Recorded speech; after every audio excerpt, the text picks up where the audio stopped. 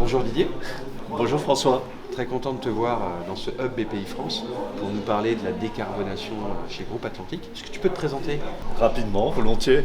Je m'appelle Didier Jeig. Je dirige une division qui aujourd'hui produit et vend des chaudières de grosse et moyenne puissance pour les immeubles à usage d'habitation, les immeubles collectifs, et puis pour les grands bâtiments tertiaires. Ok. Et quels sont les enjeux de justement de la RSE, du changement climatique, des réglementations sur le groupe Atlantique? Alors il y a plusieurs enjeux. La RSE qui est beaucoup plus large, puisque c'est à la fois, ça regroupe des aspects environnementaux bien sûr, mais aussi sociaux et sociétaux. Le sujet vraiment pour lequel je suis venu aujourd'hui, en tout cas c'est pour ça que tu m'as sollicité, c'est plutôt l'aspect environnemental et la décarbonation. La décarbonation, c'est la réduction des émissions de CO2. Et on sait que c'est cause du réchauffement climatique. Et donc c'est un enjeu qui concerne tout le monde et que la réglementation en plus nous impose désormais.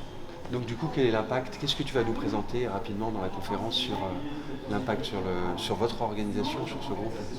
L'impact il est beaucoup plus large que notre organisation. Bien sûr, il est sur tout notre écosystème de clients, partenaires, metteurs en œuvre et toute notre filière en fait technique.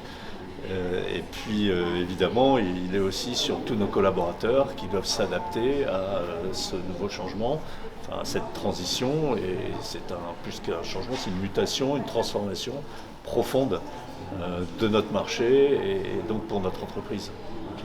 Quel conseil tu donnerais, une dernière question, à un dirigeant, à un manager, dans ce contexte-là, dans le secteur de l'énergie ou pas, qui pourrait mettre en œuvre rapidement?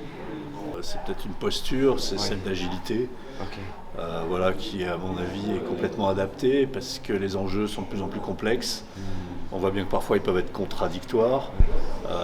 Donc savoir gérer la contradiction, savoir gérer les mutations, savoir gérer ce qu'on appelle le fameux monde VUCA, volatile, incertain, complexe, ambigu, ça demande de l'agilité. Voilà, pour moi c'est vraiment le muscle à travailler, la compétence à développer et ça se travaille, ça se développe.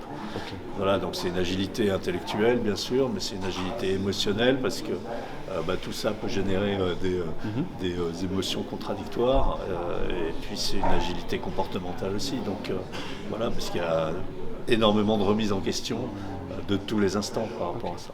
Super, donc merci Didier, on va voir cette conférence avec plaisir maintenant. Avec plaisir. À très bientôt. Merci François.